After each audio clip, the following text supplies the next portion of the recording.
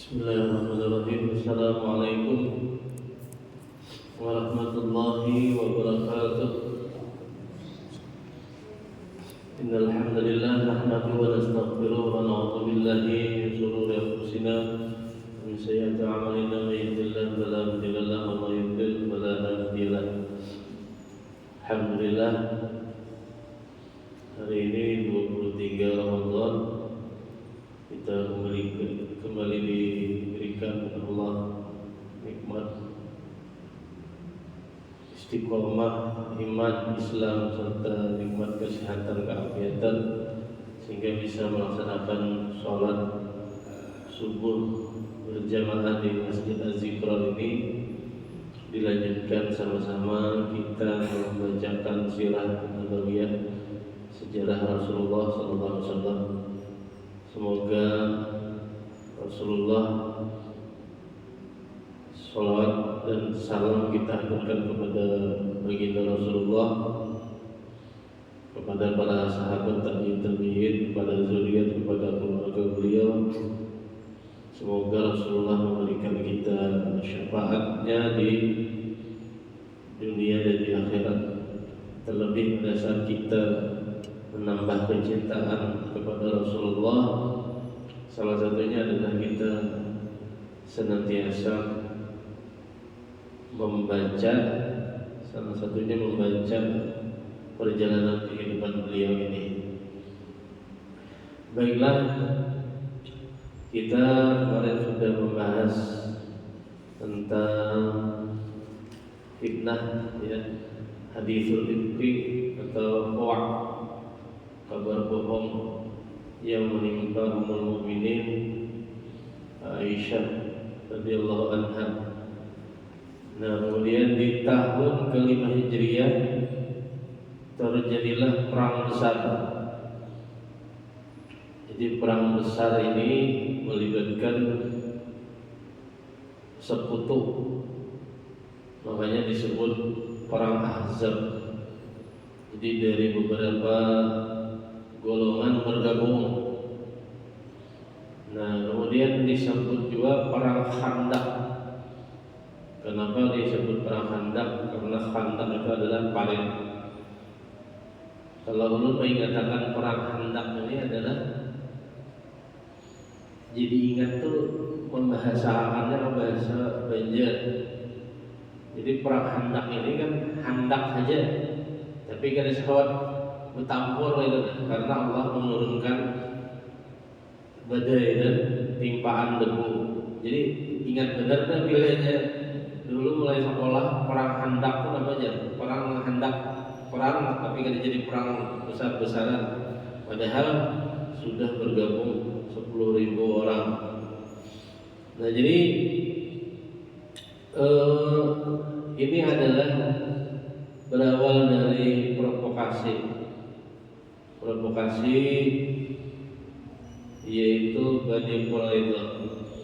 Jadi orang-orang Yahudi ini mulai bahari, ya udah, wah ini kan kita melihat ini mulai zamannya Nabi pengikut Bani Israel kan.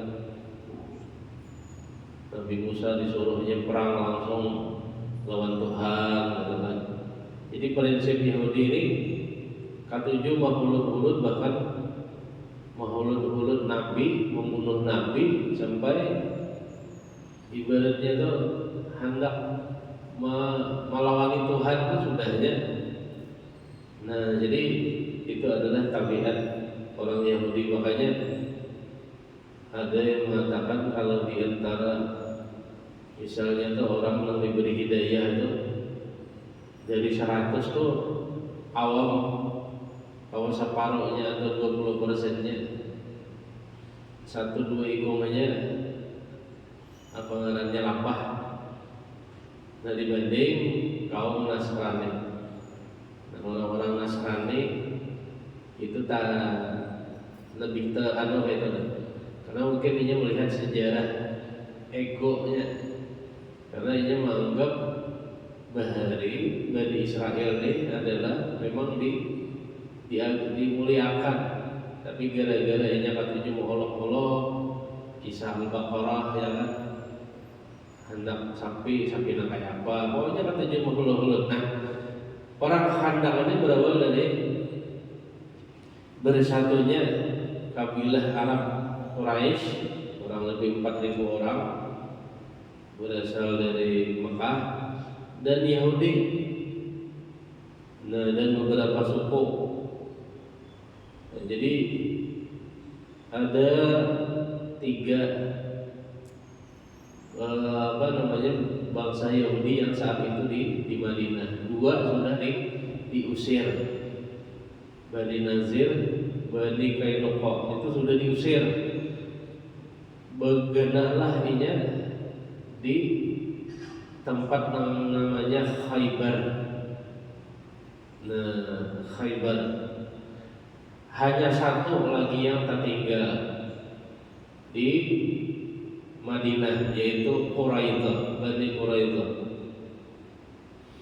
Jadi saat itu mereka menyerang, maksudnya menyiapkan pasukan 10.000 orang menuju Madinah. Rasulullah bersama para sahabat berkumpul. Kalau dilewati di Uhud ada mungkin, atau di luar Madinah ada mungkin. Kenapa? Manusianya banyak benar, 10.000. Akhirnya apa?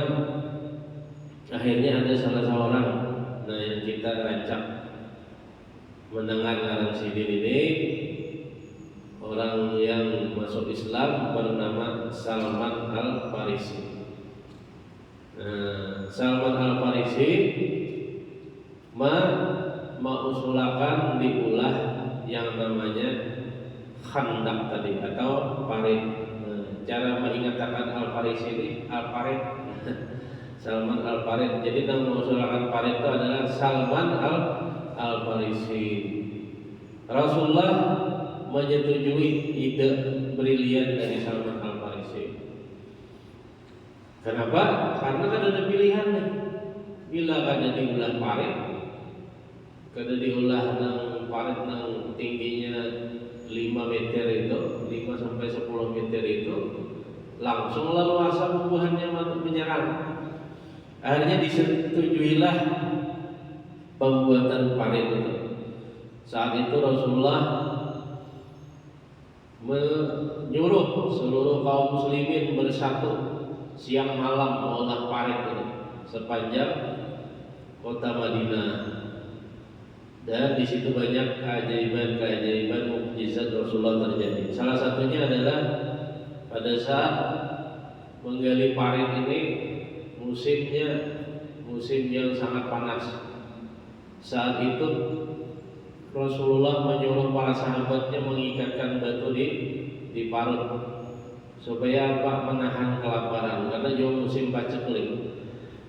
Dan ada salah satu mukjizat Rasulullah saat itu, ada yang namanya Jabir. Jabir ini merasa kasihan melihat Nabi karena mengikat batu di parut. Akhirnya apa? Jabir ini nyembelih kambing. Bisa ikut aja nang bisa beli nih. Betul bagi gibitan aja kepada wahai Nabi ya. Ulun hendak menjauh pian ya. Artinya makan ke rumah, tapi jangan bahabaran wahai Rasulullah. Kenapa? Sedikitannya ulun kawan ulun kasihan anu melihat pian. Ya Rasulullah,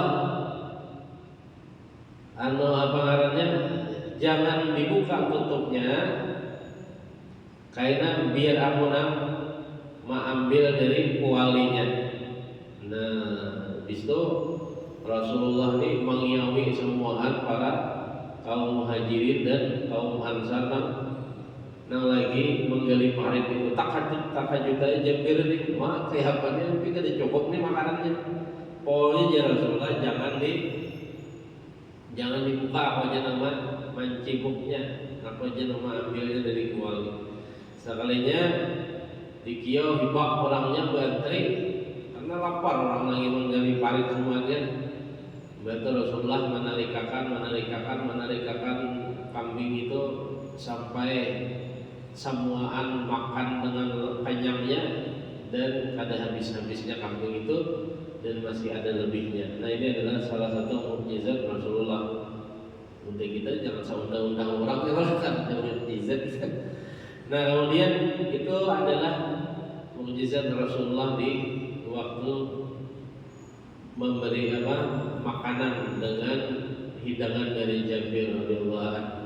Nah kemudian Rasulullah di sini juga mengeluarkan hadis yang sangat masyhur yang sering dibaca oleh ulama, yaitu adalah tentang akan ditaklukkannya satu, ditaklukkannya Palestina, negeri Syam. Yang kedua, ditaklukkannya yang namanya Andalusia atau Konstantinopel. Pak, bukan Andalusia, Konstantinopel. Atau yang kita sebut namanya Turki. Yang ketiga, ditaklukkannya Yaman. Jadi waktu itu Rasulullah dilaporkan bubuhannya ini ada batu nang karas benar kalau dipacah. Sahabat semuaan bubuhan pada dengan awalnya memecah batu untuk menggali paren itu. Akhirnya Rasulullah mencatoknya apa ngarannya batu itu, menggudang batu itu, tapi sambil menggudang itu pertama yang nyebat kita akan taklukkan yang namanya Palestina atau Syam. Nah jadi mencatok pertama gitu. Padahal nih yang dihadapi ini belum kalah lagi, tapi Rasulullah sudah berpikir panjang ke depan. Kita akan taklukkan Palestina. Nah habisnya yang kedua kita akan taklukkan yang namanya Konstantinopel. Nah akhirnya kan berapa tahun itu, 700 tahun kan 800 tahun lah yang ditaklukkan Konstantinopel itu Muhammad Al-Fatih kan. Bila biar ke Turki itu alhamdulillah suasana kali ke sana luar biasa. Dulunya ditaklukkan dengan cara menyeberangkan kapal dari gunung. Jadi biar menaklukkan Turki itu pada zaman mandiri kapal menyeberangkan ke gunung karena Selat Gibraltar kan itu dilalui lawan rantai besi. Jadi akhirnya kapal ini diseberangkan lewat gunung. Nah itu di samping Rasulullah kita akan taklukkan Turki. Yang terakhir adalah kita akan taklukkan Yaman. San'a, Yaman. Semua hal itu alhamdulillah sudah ditaklukkan menjadi negara-negara yang mayoritas Islam. Nah itu adalah mukjizat Rasulullah. Kemudian setelah parit runtuh, nah jadi akhirnya berkejar-kejaran datanglah pimpinan Quraisy dipimpin oleh Abu Sufyan bin Harb. Nah mereka sampailah di depan Ahzab, di depan Khandaq tadi. Mencoba beberapa kali mengirim pasukan dipanahi oleh kaum muslimin. Jadi akhirnya umput pembuahannya nih sehari, 2 hari, 3 hari. Karena awalnya menyebarin parit sampai Abu Sufyan nih nguyak, kirimnya surat, pian deh jalan, kam deh jalan, yang bantu kan nanti pengecut. Seharusnya kalau anak perang itu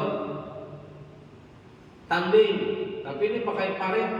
Nah, tapi Nabi tersenyum aja membaca surat Abu Sufyan karena habis itu sidin balasi kami akan pasti menaklukkan kota Mekah di sini.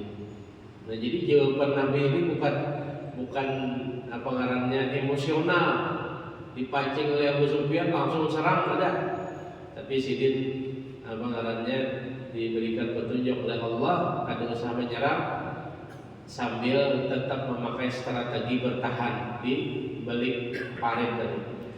Dan saat itu diutuslah. Nah, jadi ini ada yang namanya utusan pemecah belah oleh orang Muslim. Ini bagus juga ini. Artinya ini ada spionase mata-mata dari orang Muslim ini yang dikirim ke dua suku, dua dua kubu ini. Namanya adalah Nu'aim bin Mas'ud. Jadi Nu'aim ini adalah orang yang masuk Islam dengan sembunyi-sembunyi. Ya. Jadi Nu'aim dikirim diutus oleh Rasulullah dengan keberaniannya untuk dalam tanda kutip menalingah, tapi menegosiasi, tapi kada tahu, dikira Nu'aim ini adalah masih di dalam golongan kubuhannya dan dikira Nu'aim ini belum masuk Islam. Jadi akhirnya Nu'aim ini menghadap Bani Quraidah dari Yahudi tadi. Kemudian berkata, sesungguhnya orang Quraisy dan Ghatafan itu menanti saat yang baik. Kalau tidak begitu, kata Nu'aim, mereka akan kembali ke negerinya. Mengapa kamu bersepakat dengan mereka untuk seorang laki saja, yaitu Nabi Muhammad, sedangkan kamu berdiam beserta dia di Madinah? Nah, jadi Nu'aim ini memprovokasi, bahasanya memberi logika di dalam pembahasannya, dan tidak akan kuat kamu untuk memerangi dia dengan sendirian. Maka lebih baik kamu tidak ikut dalam peperangan ini, sehingga kamu yakin bahwa orang Quraisy itu tidak akan meninggalkan kamu. Mereka akan kembali ke negerinya. Maka Bani Quraidah menganggap benar pendapat Mas'ud ini. Setelah itu Nu'aim pergi dari mereka lalu menuju ke orang-orang Quraisy dan berkata pula, sesungguhnya Bani Quraidah itu menyesal. Jalan Nu'aim dipanggil lawan pembuahan Quraisy, pembuahan Makkah tadi, atas perbuatan mereka terhadap Muhammad, dan mereka takut kalau kamu semua kembali dan meninggalkan mereka. Nah, kemudian datanglah yang ke suku Ghatafan dan memberi tahu juga seperti itu. Maka mengirimkanlah Abu Sufyan seorang utusan ke Bani Quraidah. Jadi ia minta satu, lawanan Nu'aim ini memberi syarat hendak tawanan supaya jaminan buat jadi kada bukahan, kada bulikan. Nah, mengutuslah mengajak mereka untuk perang besok. Jadi disuruh Nu'aim, bubuhan Abu Sufyan ini, Mekah ini mengajak perang esok. Sedangkan esok itu adalah hari Sabtu. Orang-orang Yahudi ini takutan hari Sabtu itu kalau berperang dikutuk jadi kera. Jadi akhirnya kada mau juga bubuhan mana ini Yahudi ini berperang hari itu. Maka setelah itu benarlah kata orang Quraisy, dasar bujur-bujur ini pengkhianat, bubuhan Bani Quraidah Yahudi ini diajak perang kada mau, padahal alasannya bujur aja juga, tapi ini disetting oleh si Nu'aim tadi mempasangkan harinya.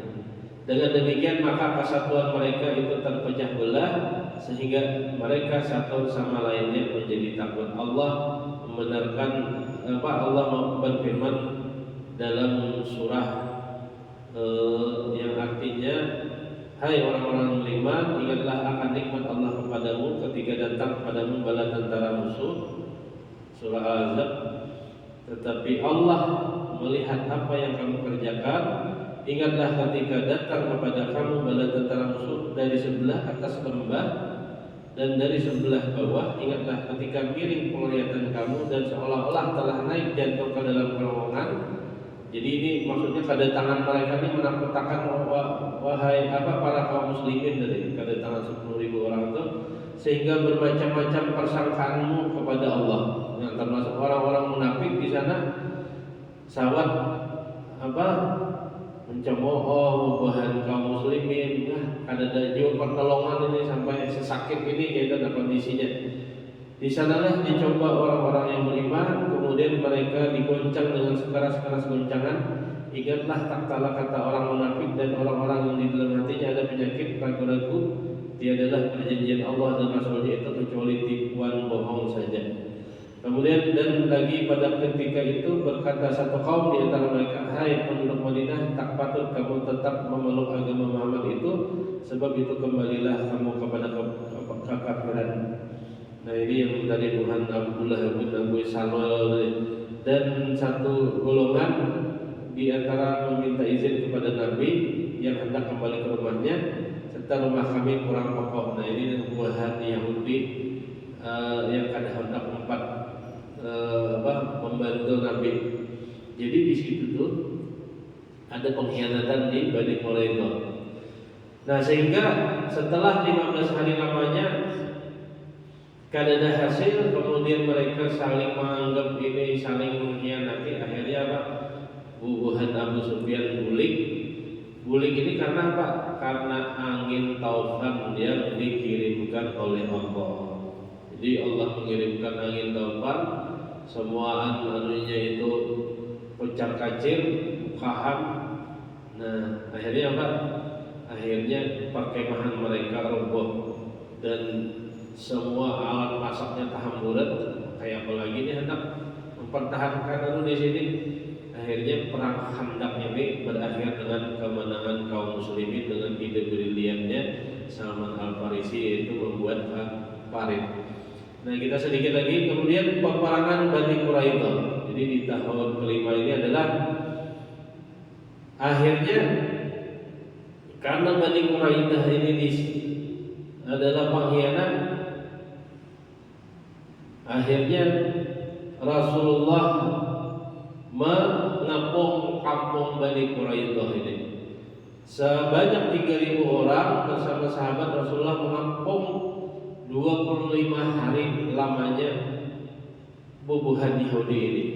Dan akhirnya setelah itu semua ditawan, kemudian disuruhlah satu orang hakim bernama Sa'ad bin Mu'az memberi putusan agar supaya, nah ini keputusannya Sa'ad bin Mu'az ini dipercaya Rasulullah. Apa keputusannya? Semua orang-orang laki-laki yang dari Bani Quraidah itu dibunuh dan perempuan dan keluarganya ditawan. Kenapa?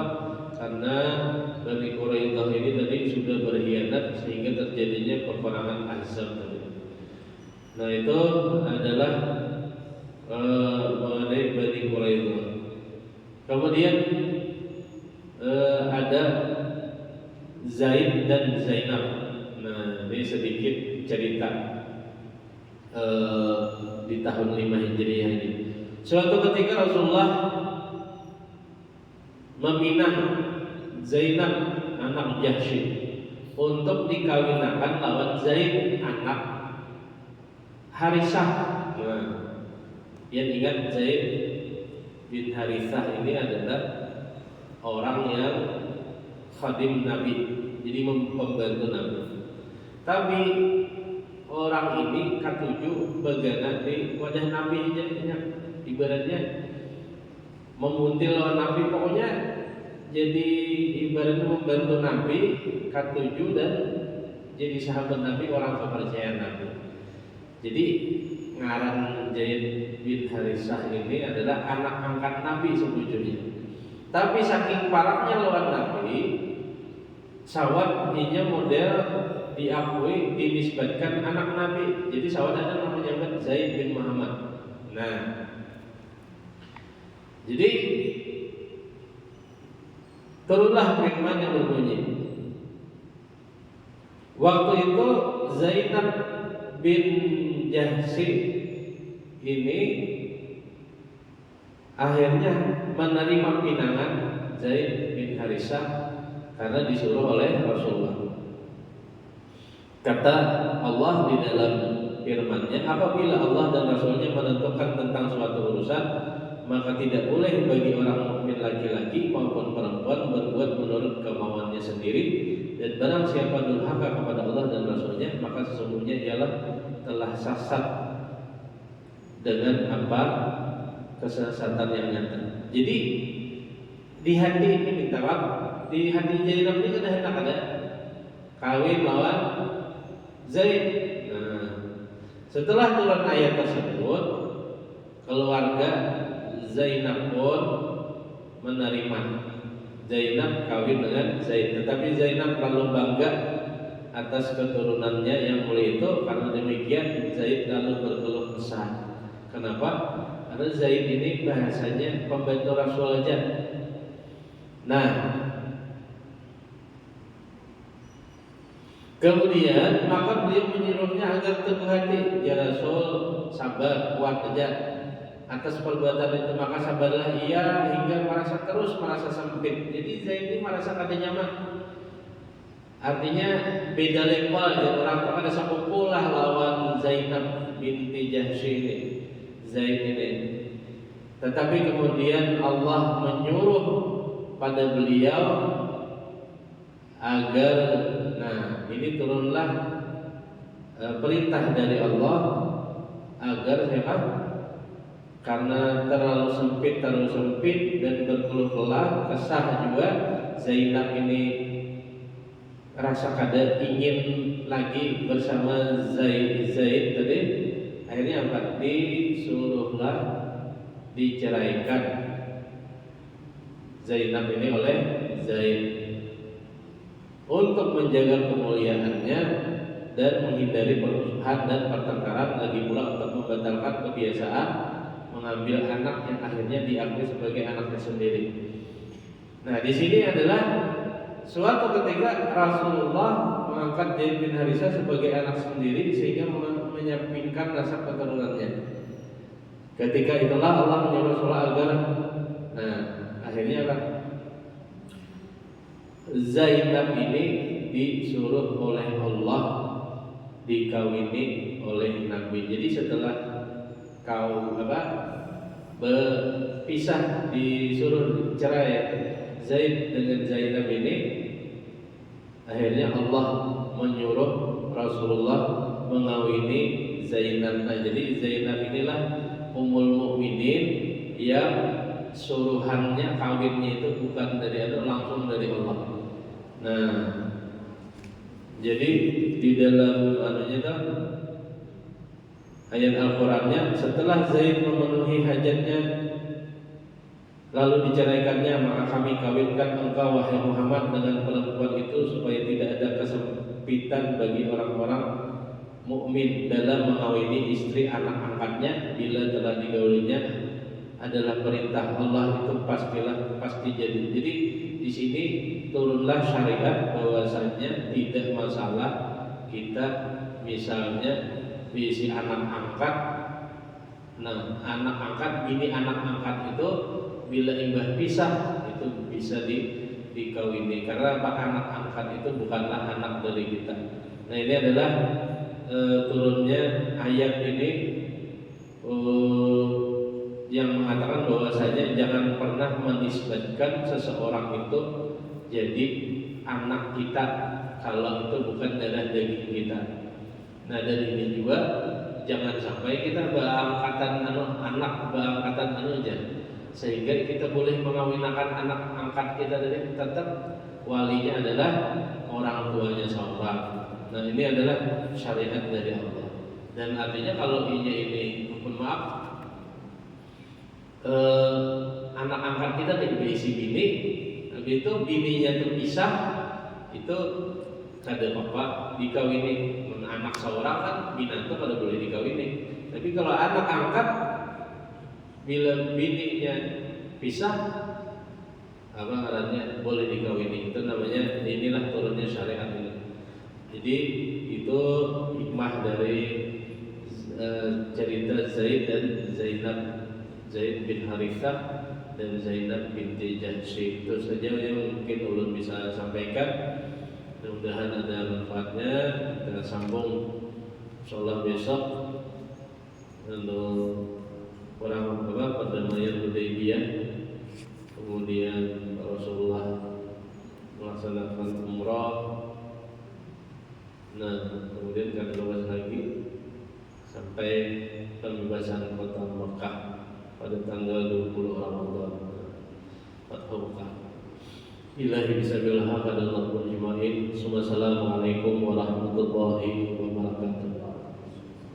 Inna Allah wa malaikatahu yusalluna 'alan nabi ya ayyuhalladzina amanu sallu 'alaihi wa sallimu taslima. Allahumma shalli ala Muhammad. Allah